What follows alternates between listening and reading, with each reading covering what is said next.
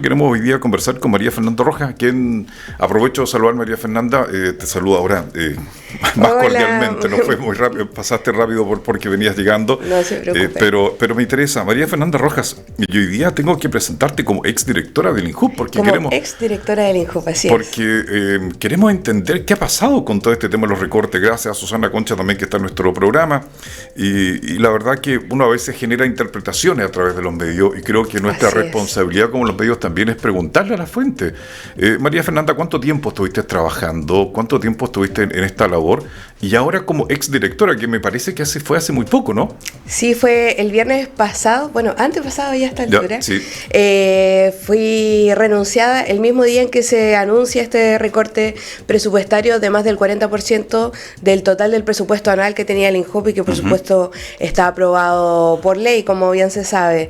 Ahora hay varias situaciones respecto de este recorte que llaman mucho la atención porque se ha afirmado en una serie de argumentos que hoy día no se encuentran en los datos. Y eso va a ser lo más relevante, yo creo, cuando nos enfrentamos en el debate público respecto de los recortes presupuestarios, si es que están fundamentados o si es que estos servicios públicos que se dicen ineficientes van al cierre o van hacia la mejora. Pero ¿de dónde vienen estos datos, María Fernanda? Hago la pregunta, ¿o alguna comisión investigadora?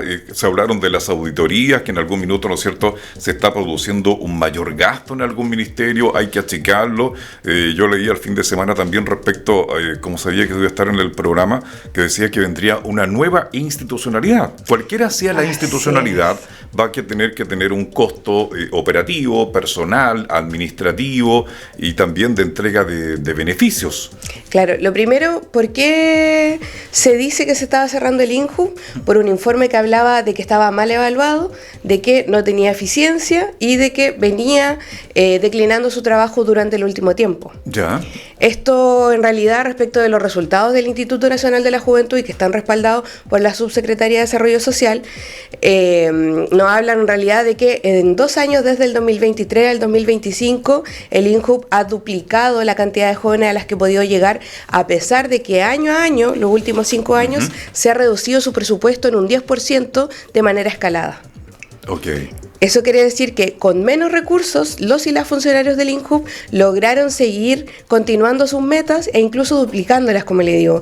Por ejemplo, existe un programa que se llama Hablemos de Todo, en donde se atiende a la juventud en temáticas como los derechos sexuales y reproductivos, su salud sexual y reproductiva, la salud mental, que es muy importante hoy día y que es un tema en auge además por lo que ocurrió en las escuelas, la prevención de las violencias, la prevención del consumo de drogas también, entre otras cosas como el autocuidado y el bienestar. En este programa, donde se redujeron, como decía, año a año un 10% su presupuesto, pasaron de tener 12.000 beneficiarios a 20.000 beneficiarios entre el 2023 y el 2025. Es decir, con menos recursos hicieron más, la misma cantidad de funcionarios. Otro mito muy fuerte que está ahora y que a mí me preocupa demasiado porque habla del desconocimiento de cómo se evalúa y cómo se aprueba el presupuesto de la República, es que dicen que se gastan todos los recursos en los funcionarios. Así es. Nos decían, el 80% de los recursos del INJUB se gasta en funcionarios.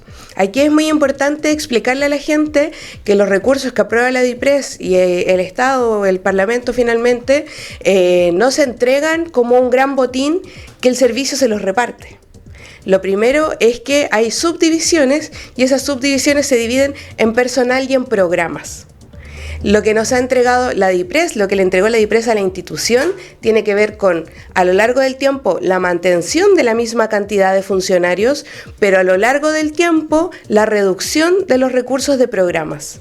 Entonces, si hoy día le tomamos una fotografía a los recursos, al presupuesto, por supuesto que hay un 80-20. Eso es indesmentible.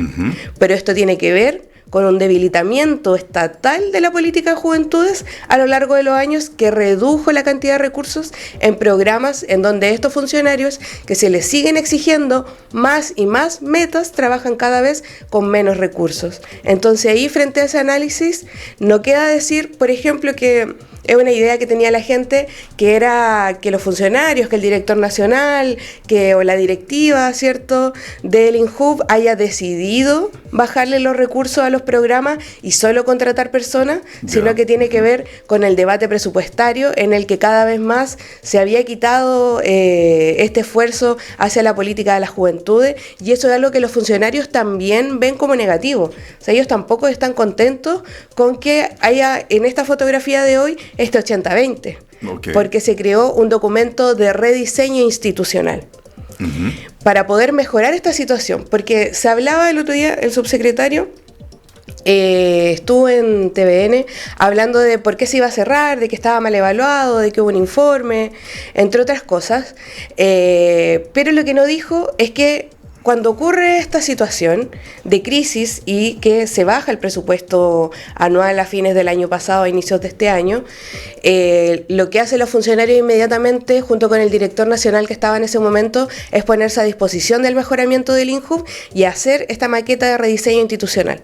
Eso quería preguntarte también, porque es una cosa que es relevante. O sea, a ti te pueden mostrar los números, te pueden mostrar los datos, te dices, usted operativamente no está funcionando como debería ser, de acuerdo a la perspectiva de quien evalúa. Claro. Pero también tiene que haber una contraparte. ¿Hubo contraparte en el caso de Ñuble, por ejemplo, o esto un corte así a nivel nacional? Tú tuviste la oportunidad. Hago la pregunta, ¿no? Eso es muy polémico. ¿Sí? Pero no sé si alguien ha tenido la oportunidad de decirlo. Bueno, yo estoy fuera, así que sí tengo la oportunidad, la libertad quizás más de decirlo. Pero ese día viernes, a las 2 de la tarde, fuimos citados a una reunión a las 3:30 de la tarde con el subsecretario. Para informarnos algo que era de manera obligatoria para todos los funcionarios a nivel nacional, una reunión online, y en esa instancia fue que se nos dice que se nos va a recortar más del 40% del presupuesto, y posteriormente a los funcionarios de alta dirección pública se les cita para decirles que ellos también son un gran gasto. Entendiendo que la alta dirección pública, ¿cierto?, los recursos para este financiamiento están protegidos también por la ley de presupuesto, pero finalmente se toman otras prioridades para la institución, y para que desde junio hasta diciembre van a haber solamente 45 funcionarios en esta institución. Ellos van a sobrevivir cerrando la institución, ¿cierto?, haciendo todo lo que corresponde, inventario, cierre de programa, y también haciendo lo que legalmente hoy día está exigido por la ley de presupuesto para esta nueva institucionalidad que ya no sería el INJUV, y que por lo demás tiene una propuesta del cierre de las direcciones regionales.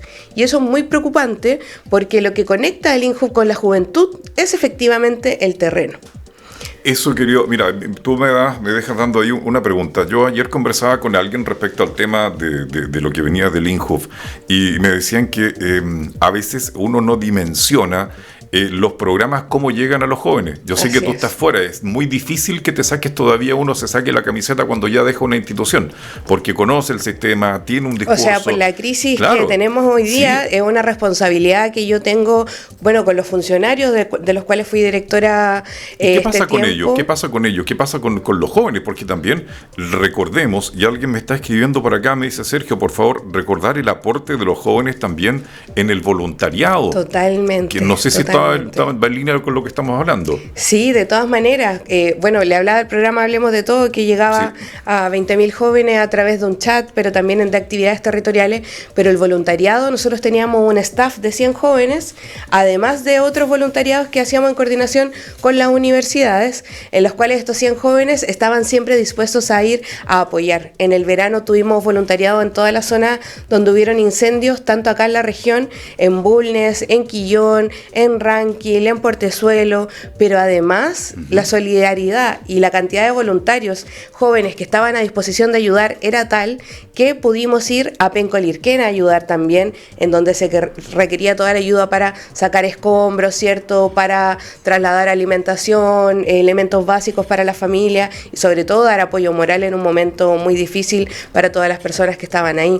Por lo tanto, el voluntariado, que nosotros le decimos voluntariado transformador, es sumamente relevante relevante porque no solamente transforma el lugar al que se hace este voluntariado, se hace un mejoramiento, se ayuda, sino que además transforma a estos jóvenes en personas más empáticas, más comprensivas y compasivas, sobre todo desarrollan habilidades muy relevantes para el futuro y por tanto el voluntariado no es solamente entregar algo, sino que vamos desarrollando también habilidades de educación cívica dentro de cada uno de estos jóvenes, a quienes aprovecho de mandarle un saludo porque siempre nos escuchan, siempre me están viendo en la radio, nos dan harto apoyo, sobre todo en esta época en la que se teme cierto el cierre del INJUB. Oye, estamos a nivel de toda la región a esta hora, estamos con muchas emisoras que están transmitiendo este programa, María Fernanda, bueno, estamos con María Fernanda Rojas, exdirectora del INJUB en la región de Ñuble. ¿Qué pasa con los trabajadores? Te hago la pregunta porque en cierta forma cuando se va la directora, también o el director o el jefe de un servicio, también uno comienza a preguntarse qué pasa con el entorno, qué pasa con los programas, se ejecutan, no se ejecutan, o sea, es como un limbo, vamos, ¿en qué estamos? Le cuento que en esta reunión donde nos informan el corte presupuestario, nos dice que hasta el 31 de mayo van a seguir esta cantidad de funcionarios, la mayor cantidad de funcionarios, pero que posteriormente al 31 de mayo solo siguen 45. Esto implica el despido de más del 75% de los funcionarios a nivel nacional. 75% a nivel nacional. Así es. Ya. Por tanto, se va a funcionar con lo mínimo, como decía, de junio hasta diciembre, y todos los demás funcionarios van a ser desvinculados. Esto es una preocupación, claro, personal de cada uno, por sus familias. Nosotros tenemos funcionarios también que tienen situaciones delicadas, como enfermedades como el cáncer, pero también están las funcionarias que tienen el fuero maternal, ¿por qué no decirlo? Entonces, frente a eso, las cuentas no salen.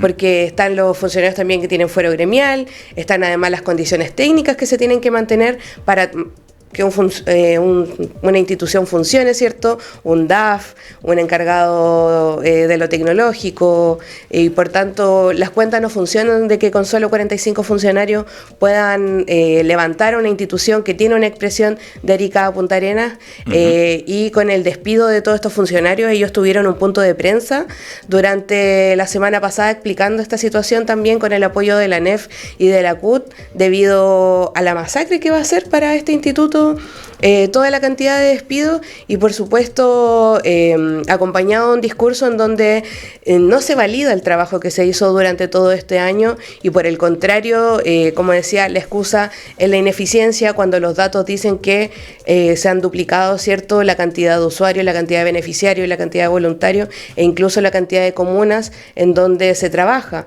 Por ejemplo, el programa Compromiso Joven, que es un programa que trabaja con los municipios para desarrollar participación juvenil y líderes juveniles en las comunas, creció en estos 2 años también de 40 comunas a 70 comunas. Entonces hay un trabajo territorial que ha ido creciendo, y si esta nueva institucionalidad que se busca hacer, donde se van a cerrar las direcciones regionales, se pierde esta comunicación con los territorios, con las comunas con las que se estaba trabajando, y se busca, según nos planteó el subsecretario, poder tener un modelo muy similar al del Consejo Nacional de Educación, que es una mesa técnica, ¿cierto?, que entrega elementos técnicos de asesoría, que opina sobre algunos elementos de la política, pero no la realiza, y habría entonces como una especie de Consejo Nacional de Juventud, en donde expertos en juventud desde Santiago darían, ¿cierto?, sus opiniones, podrían tener cierto grado de influencia en este trabajo intersectorial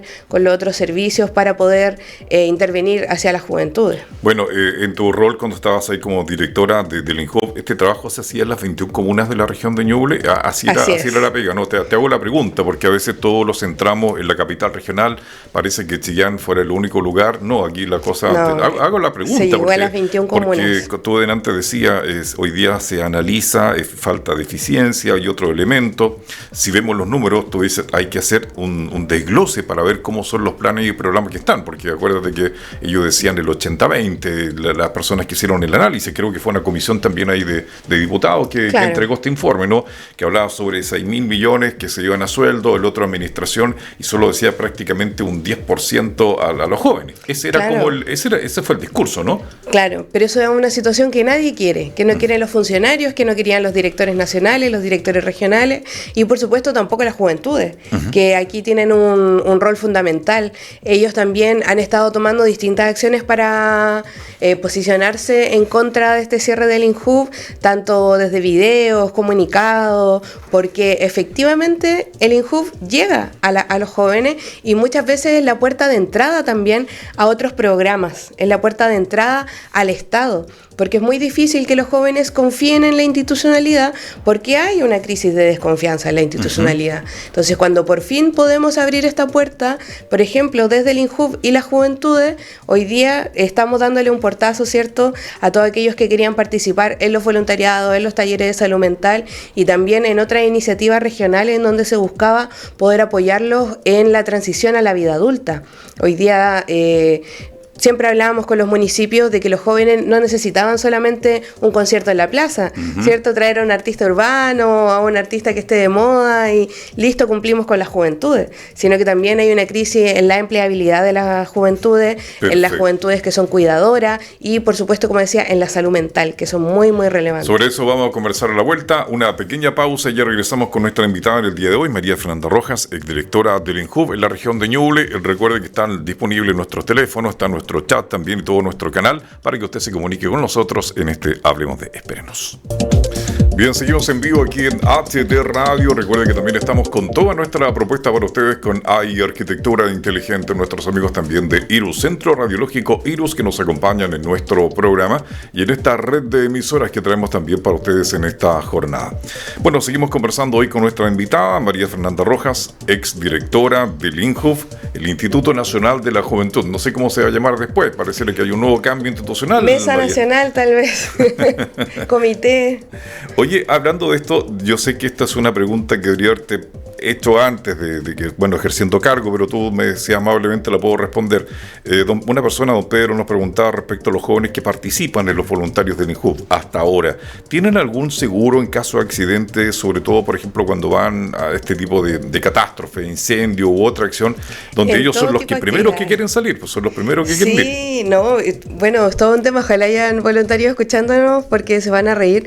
Nosotros teníamos un protocolo de seguridad primero con los voluntarios, que tiene que ver con activar todos los seguros de vida, que son tanto para el voluntariado como para actividades territoriales. Es decir, si nosotros los llevábamos por autocuidado o por salud mental a un trekking en el cerro, también tenían su seguro de vida. Y para el protocolo de los voluntarios implicaba siempre que nosotros a través del ISL entregábamos todas las medidas de seguridad: antiparras, gorro, guantes, zapatos de seguridad. Ellos saben que nadie podía ir a un voluntariado si no tenía los zapatos adecuados, entre otras cosas. El ISL les hizo a todos los voluntarios un taller sobre medidas de seguridad y prevención de riesgo durante el voluntariado, y a todos también los vacunamos gracias al servicio de salud contra el tétano. Todos quedaron protegidos. Fue un parto tratar de vacunar a los 100 jóvenes para el voluntariado. Hasta yo me vacuné también, pero era necesario, ¿cierto? Y se ocuparon siempre todas las medidas preventivas. Eso es un cuidado porque tiene que ver con que ellos no solamente van a hacer algo gratis, ¿cierto?, sino que están poniendo su tiempo, su voluntad, todo el apoyo que ellos pueden dar a las familias afectadas en distintas zonas. Oye, hablando de eso, hablemos del INJUV, de los jóvenes. ¿En qué edad se considera parte de porque a veces los nombres son largos, pero uno a veces no sabe qué edad, en qué grupo etario se maneja también el tema del INJUV? Hoy día, cuando las personas hablan de los adultos mayores, la ley establece desde los 60 años, o sea, ya tú eres un adulto mayor en Chile. Pero ¿qué pasa con los jóvenes? ¿Quiénes se atienden en estos programas? ¿Hasta qué edad más o menos? Sí, desde los 15 a los 29 años. Ok. Y es muy interesante porque se cree mucho que a veces que uno interviene en los liceos y que entre los 15 y los 18 hay más intervención, pero en realidad nosotros estábamos concentrados mayormente entre los 18 y los 29, que es donde más se requiere apoyo porque no hay una institución al lado, ¿cierto?, orientando, acompañando, como lo son los colegios y las escuelas. Por tanto, había un amplio rango de cobertura entre como decía, los 15 y los 29. Quería llevarte a un tema también que me parece muy relevante, volviendo un poco al tema de este despido masivo. Oye, hoy día es una cantidad importante de personas que deja su fuente laboral. Este recorte, uno lee la prensa, se habla también de una nueva institucionalidad. Ese es el mensaje, así de esa manera se plantea. Pero también había otra arista que tú decías se evaluó negativamente un accionar u otro. Pero la pregunta pasa por esto, ¿no? También se habló quizás de, no sé si cuál es el término correcto, solapamiento de programas, dualidad de programas. ¿Me podría explicar un poquitito de esto, María Fernanda, si es posible? Sí, yo pienso que habían 3 mitos muy fuertes con los que se estaba argumentando el cierre del INJUB. Lo que decía de la eficiencia, lo que decía del gasto presupuestario, que era todo un funcionario, sino de los programas. Y esto tercero, que era que lo que entregaba el INJUB lo entregaban otros servicios. Para poder determinar esto y para poder argumentar el aumento presupuestario el año pasado, se hizo un estudio efectivamente por parte de la Dirección Nacional del Instituto de la Juventud, y lo que descubrimos es que había un solapamiento en que nosotros atendíamos jóvenes, eran usuarios, algunos que tenían beneficios sociales que son universales, que tienen que ver como por ejemplo que tengan la gratuidad. Yeah. Y que eso es totalmente diferente a que sean beneficiarios de un programa en el que participen activamente, así como también eran beneficiarios del programa PASE, de ingreso a la universidad con los jóvenes talentos, eran también beneficiarios de la beca Junaev, por ejemplo. Entonces decíamos, este solapamiento no tiene que ver con que sean el mismo área que se está interviniendo, sino que tienen que ver sus derechos a la educación, ¿cierto? Que tienen que estar vigentes porque son jóvenes, están estudiando la mayoría, y además las cosas del INJUB, los programas, estaban apuntando a la participación ciudadana, a la salud mental, a los derechos sexuales y reproductivos, con enfoque específico hacia las juventudes, y eso no estaba en otros programas. Y en ese momento se hace un estudio y dice, bueno, tal vez en deporte, en cultura, también hay un solapamiento, y la cantidad de usuarios que participaban de programas en otros ministerios no era superior al 4%. Yeah. Entonces, este solapamiento del que se hablaba tenía que ver con estos grandes beneficios que tienen los estudiantes, y muy merecidamente a través de los movimientos sociales que se los ganaron, pero no con que participaban en los mismos programas recibiendo los mismos beneficios. Y en este 4%, que es muy insignificante en relación a la cantidad de usuarios, nos daba cuenta de que no solamente no hay un solapamiento, sino que a través del INJUB descubrían otros beneficios dentro del Estado. Y aprovecho de decirle a los jóvenes que nos puedan estar escuchando que hay una guía básica de beneficios del Estado publicada en la página del INJUB, en donde ellos pueden conocer todos sus beneficios, porque es a través del INJUB, como decía, en donde conocen estos programas. Bueno, son plataformas abiertas, disponibles Así para es. la comunidad para que pueda entrar ahí. ¿Sí? Y los jóvenes, ellos mismos se traspasan la información. ¿Y para qué estamos con cosas? Cuando quieren entrar a la universidad, ellos también se pasan la información, busca aquí. Bueno, son muy bosquillas, ¿no? Oye, Gastón Hernández Ponce León dice, se produce otro tremendo error del actual gobierno. Saludos muy cordiales. Marcel Freddy Gaeta, aprovecho de saludar a Marcel, dice, sería importante saber qué opina el Seremi de Desarrollo Social en Ñuble. Ahora si tenemos una emergencia, ¿a quién llamarán? ¿Techo o Levantemos Chile? Nos van escribiendo aquí en el chat Claro, del que programa. son privados, ¿cierto? Y es muy importante que nosotros teníamos trabajo también con Techo y Levantemos Chile. Había una mesa regional de voluntariado, la cual encabeza INJUB junto a Senapred, encabezaba, voy a decir ahora, Sí, en cuanto al trabajo voluntario, pero claro, ellos son privados y era importante que hubiera una alternativa estatal para poder llevar a los jóvenes al voluntariado, porque además se cruzan los datos, por ejemplo, con desarrollo social hacia donde está la ficha FIBE, en donde se generan las mayores necesidades, y también con la instrucción de Senapred, donde se puede o no intervenir. Entonces, esa coordinación estatal la hacía el INJUB respecto a los voluntariados. Oye, alguien me escribe por acá por el chat, porque tengo acá el chat interno, y alguien me está preguntando acá, Díaz, pregúntale a la invitada si es también, hay un recorte en los beneficios para los jóvenes, porque mucho, cuando tú tienes Claro. un beneficio, claro, hay despido de personal, se recorta el presupuesto, y eso significa también que puede haber un recorte en los beneficios, o se va a mantener ciertos servicios básicos. ¿Hasta qué información lograste tener tú cuando estuviste ahí hasta hace Sigo una hablando semana ahí atrás, con ¿no? los funcionarios, Sí. con el gremio también. Ya. Muy importante, un trabajo coordinado, y efectivamente estos programas a los que estoy hablando, que es el Hablemos de Todo, que es atención psicosocial para los jóvenes, se va a recortar. se le van a recortar recursos en los cuales ellos contrataban a personas profesionales para dar talleres de temas específicos. Y se recortó completamente el programa Compromiso Joven, que era el que trabajaba con los municipios y que le permitía a los jóvenes tener instancias de participación con los consejos municipales, con los alcaldes, hacer propuestas y al final del año poder ejecutar un proyecto de intervención municipal. Y en la segunda tanda se les preparaba como, no me acuerdo el concepto particular, líderes de cambio, gestores de cambio. Me van a retar si me están viendo, ¿cómo no se va a acordar? Agentes de cambio. Los agentes de cambio los preparaban y les enseñaban cómo postular a proyectos para poder apalancar recursos hacia las comunas. Y después se postulaba a un fondo del INJUV en el cual ellos podían postular un proyecto junto a su organización social. Ahí tuvimos tremendos proyectos de danza, intercambio semilla, el Liceo de Ranquil hizo su propia radio para hacer su podcast, el equipo de balonmano o de voleibol de San Fabián logró equipar completamente su equipo para poder practicarlo allá en la comuna, entre otras cosas muy relevantes, teatro que hicieron los jóvenes, distintas iniciativas que fueron financiadas por el INJUV y que impactaron en sus comunidades y que sobre todo fortalecieron sus propias organizaciones juveniles.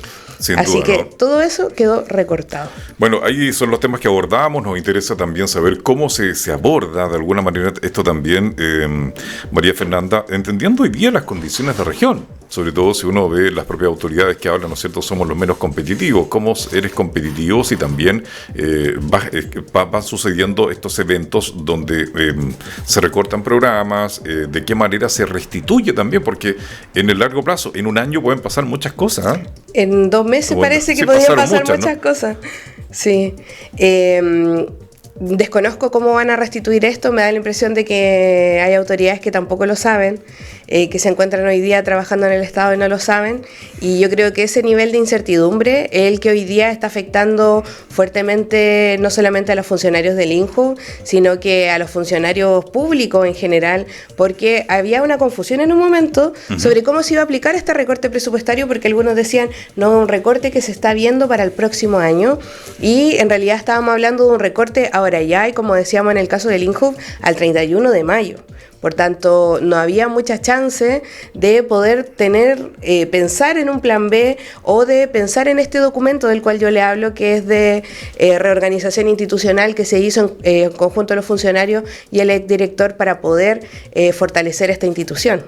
Bueno, hay una situación también que te la plantearon aquí en el equipo delante, María Fernanda, y quizás le podríamos hacer la pregunta a mucha gente que cuando cambia un gobierno, y a veces, bueno, ustedes fueron también por alta dirección pública, tengo usted elegido alta dirección pública, cambia un gobierno, ya puede cambiar la línea del gobierno, y las personas que están dirigiendo esa institución quizás no sean de la misma línea del gobierno de turno, que es lo más lógico. Si hay un cambio, a veces las continuidades no son el 1+2, pero también cuando lo que salta a la vista son el tema de los recortes, porque habitualmente, claro, puede cambiar un director, un jefe de servicio, pero esto viene asociado también con una baja también en los programas, que hay un cierre de servicio, claro. ¿No?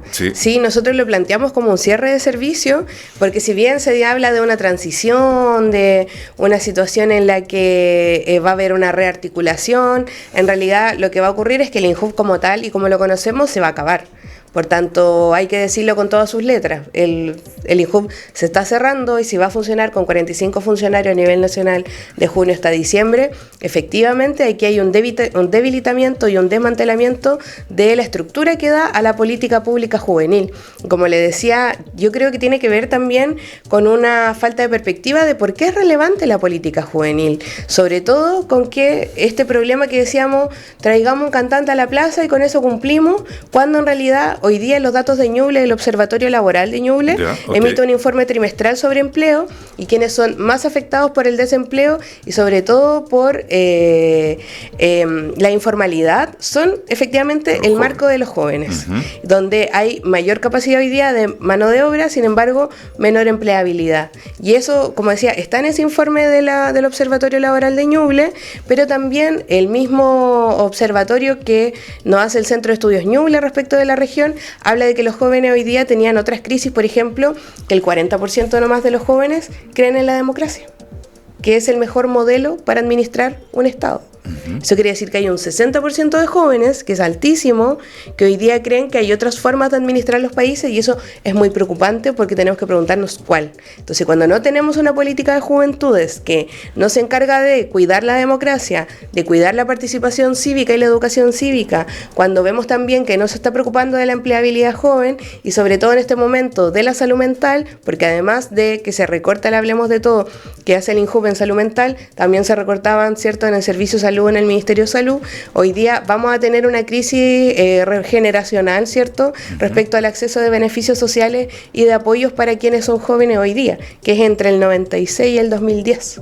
Mira, hay un dato bien interesante, y uno hace la medida también, un poco la retrospectiva, porque tú decías que hay insumos que son importantes considerar. Así es. A veces uno ve algunas instituciones, las relaciona, dice, ya, ok, INJUV, van a hacer algo con los jóvenes, fiestas, eventos.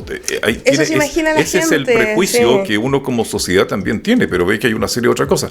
Pero hoy día, estas instituciones que paralelamente están funcionando, te van entregando otro insumo, un poco de la salud mental de los jóvenes, hacia dónde están, cuántos jóvenes hoy día. Yo leo todos estos estudios, yo no sé si alguien lo usa por ahí, que tienen que ver con los jóvenes que se sienten solos, cómo Totalmente. se integran también a la sociedad, de qué manera. Hay chicos también que están con el tema del TEA, TDAH y todo lo que venga asociado con ello, hay gente que necesita las lucas necesarias también para poder transportarse desde la comuna para venir a estudiar a Chillán, y ahora con el alza de los pasajes también hay un tema de empleabilidad, hay un tema de alfabetización digital. La gente cree que por tener un computador ya estoy conectado con el mundo, pero la pregunta es ¿cuántos jóvenes saben utilizar las herramientas que vienen en un computador? ¿Cuántos jóvenes saben utilizar los correos? No estoy desmereciendo, pero Es muy cierto, yo era profesora y sabía que los chiquillos sabían meterse a las páginas que les gustaba, pero no a Word, porque Sí, no es intuitivo, correcto. por ejemplo. No, Sí. anexar un archivo que parece para algunos una cosa sumamente simple, pero claro, ellos tienen una alfabetización, y lo que significa también para los papás hacer el tremendo esfuerzo para que su cabro vaya al colegio y llegue al computador para que pueda estudiar. De todas maneras. Porque ahí hay un tema de familia también, María Fernanda. Eso se nos olvida, el esfuerzo de todos los papás que están detrás de esos jóvenes que quieren lo mejor para ellos, que dicen, ojalá mi hijo no repita lo mismo que me pasó a mí y tenga un mejor porvenir. Y esas historias se nos olvidan de repente. Así es, sí, me hace mucho sentido lo que plantea respecto de cómo hay que apoyar a las juventudes en toda esta área, porque como personas integrales, ¿cierto? Porque hoy día cuando lo comprendíamos también en el área, como decía, laboral, de salud mental, de capacitación, hoy día cuando uno entra a trabajar de honorario y es muy joven, no sabe hacer una boleta de honorario. Sí. Nadie le enseña a uno hasta que se enfrenta a la situación, a poder hacer, por ejemplo, la operación renta. Todas estas cosas que son de transición a la vida adulta, el INJUV también las apoyaba. Y así como también acá hablábamos de datos y de encuestas, el INJUV tiene un centro de estudios en el que es el más importante de Latinoamérica, porque es el único que se ha podido mantener por 10 años. ¿Qué significa esto? De hecho, este año salió la 11ª encuesta de juventudes en donde se hablaba de estos detalles sobre los jóvenes se sienten solos, los jóvenes están o no están organizados, los jóvenes se preocupan de su salud sexual y reproductiva, y ahí es muy importante el rol del INJUV en la estadística nacional, porque es una fotografía a la juventud de este momento. Esta encuesta se hace cada 2 años y se abordan distintos rangos etarios, distintas zonas rurales, urbanas, de la costa, de la cordillera, y ahí es importante hablar, por ejemplo, del mito que se cree que las juventudes son muy irresponsables con su salud sexual, que no se cuidan, que pueden quedar embarazadas las mujeres sin que sea su proyecto de vida, entre otras cosas. Sin embargo, en la encuesta encontramos que más del 80% de los jóvenes usaban algún medio de protección durante su primera relación sexual. Oye, y ahí viene otro tema importante. Yo no sé, que a veces creen que los jóvenes no conversan, pero los jóvenes sí, entre sus pares también se relacionan. La pregunta que nos hemos hecho en este programa tantas veces, ¿no? La baja de natalidad también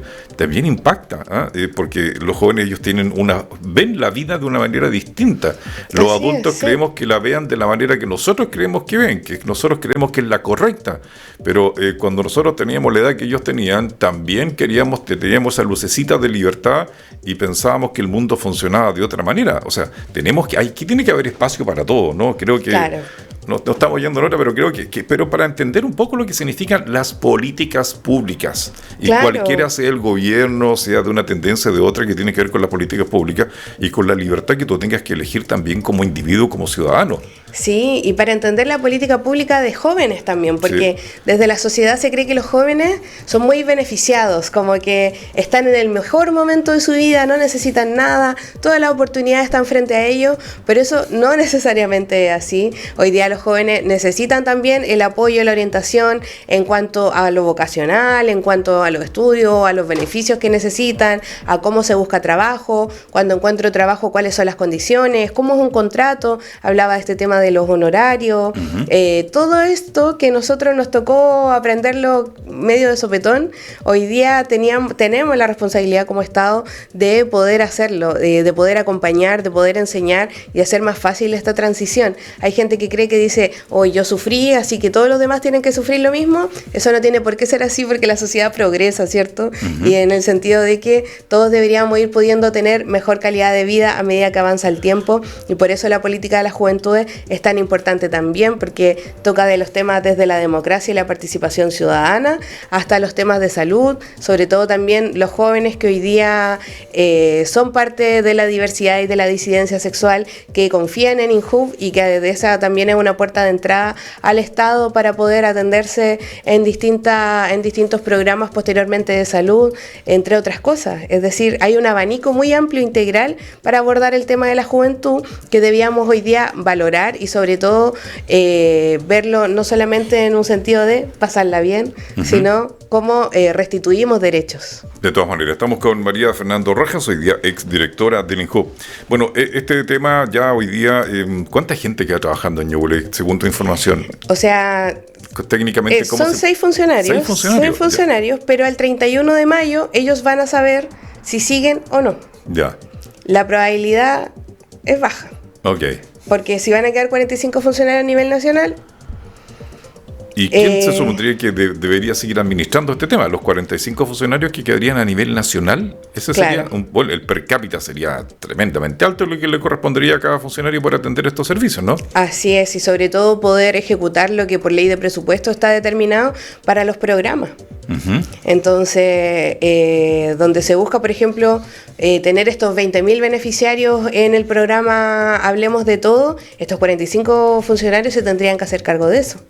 Entonces, es una tarea titánica, no es culpa de ellos, sin duda, sino que hoy día hay que hacerse cargo también del trabajo de los funcionarios del Estado, es decir, porque se les ha tratado muy mal también en el último tiempo. Hablemos de que se les dijo parásitos, se les dijo que vivían del Estado, cafiches, qué sé yo, pero en realidad estos funcionarios públicos en realidad están levantando el Estado que llega hacia todas las personas con beneficios, que llega con información y que está siempre a disposición, ¿cierto? Los servidores públicos tienen varias cláusulas dentro del estatuto administrativo que habla de la probidad, ¿cierto? De mantenerse siempre disponible, y así ha sido. Y yo aprovecho de destacar acá a los funcionarios de la Dirección Regional de Ñuble, voy a hablar por ello en este caso, de que cuando se acababan los recursos de los programas, ellos no tenían ningún problema en sacar plata de su bolsillo para terminar de ejecutar el programa, con tal de que los jóvenes con los cuales se habían comprometido pudiesen tener los beneficios que se habían acordado. En ese sentido, esto es muy preocupante, porque uno si trabaja para ganar plata, no tendría por qué poner de su bolsillo, correcto, ¿cierto?, para financiar, pero aquí hay un compromiso tal con la función pública que cuando se recortan los recursos, eran ellos finalmente quienes se terminaban haciendo responsables con los jóvenes. Y por tanto, esto nos viene a hablar de que hay un compromiso con la institución, hay un compromiso con la juventud, y sobre todo con que se aplique esta política pública, buscando que esta institución se fortalezca, no se cierre. Porque aquí, frente a una crisis, siempre habían dos alternativas, ¿cierto? Pero el fortalecimiento era lo que estaban apuntando ellos a través de una propuesta de fortalecimiento de las direcciones regionales, mayor mayor acercamiento territorial, que existiera quizás vía ley un vínculo estable entre los municipios y el INJUV para tener un encargado de juventud en todos los municipios, porque eso es voluntario hasta el día de hoy, ¿cierto? Depende del alcalde. Y acá en Ñuble hay muchos alcaldes que durante el último tiempo abrieron oficinas municipales de la juventud, en El Carmen, en Quirihue, en San Ignacio. Y por tanto, ahí hay harto que destacar respecto de que se hace mucho más de lo que se pide en la formalidad. De todas maneras, yo quiero agradecerte, María Fernanda, que nos hayas acompañado en el día de hoy. Hemos tocado varios temas que son importantes. Creo que nos hace falta también seguir conversando sobre ello. Agradecer también a la señora Elena Pino, a Daniel del Clima también, que está escribiendo por acá. Dice, ojalá, buen mensaje, dice, ojalá llegue el mensaje al gobierno. Nos comentan aquí en nuestro programa. Bueno, y agradecerte también porque generalmente ocurre cuando las personas salen de su cargo, son renunciadas, como dijo, usaste el término delante. La renuncia no voluntaria, me renunciaron, digo. Sí, claro, me quedé con ese término cuando tú iniciaste. No creas que se me pasó, lo tenía hasta anotado, ¿no? Hace un poco también reflexionar respecto a este tema, y por eso creo que es válido poder conversar y compartir también en este programa, dejando los espacios. Nos gustaría también conocer la opinión de la Seremía, hacia dónde, cómo se atiende también a los jóvenes, y hay unas cosas que de repente también tiene que ver la situación de cómo tú generas y mantienes viva la confianza de los jóvenes, que esa es una tarea también y un desafío muy importante. La fidelización de los jóvenes. Los jóvenes van con todo, pero necesitan también las cosas claras. Así es, para generar el compromiso a largo plazo. Así que agradecerte también que nos hayas acompañado. Muchas gracias, le envío un saludo ahí a toda la gente que me estaba escuchando, a los voluntarios y voluntarias que estaban escribiendo. Directora, la estaba escuchando. Todavía tengo ese problema que me dicen directora. Vamos a encontrar la manera de denominarme ahora ya sin cargo, pero un abrazo para ellos, para todas las personas que han sido parte de este trabajo de la juventud y que hoy día están acompañando a los funcionarios del INJUV en poder, ¿cierto?, manifestarse a favor de ellos, del trabajo que han hecho y, por supuesto, defender la política nacional de juventudes. Perfecto, nosotros vamos a separarnos, solo hacemos una pequeña pausa, luego regresamos con ustedes. Recuerde que estamos junto a Radio Magistral en Coihueco, estamos en El Carmen también con Radio Cómplices, en Coelemu con Montserrat, en Portezuelo con Radio Raíces, en San Ignacio con Radio Motiva 2, en Pueblo Seco con Radio Plus Más, en Bulnes con Radio Ambiental, en Ranguelmo con Valentina, en Minas del Prado con Radio Unidos en el 107.9 y Génesis Televisión.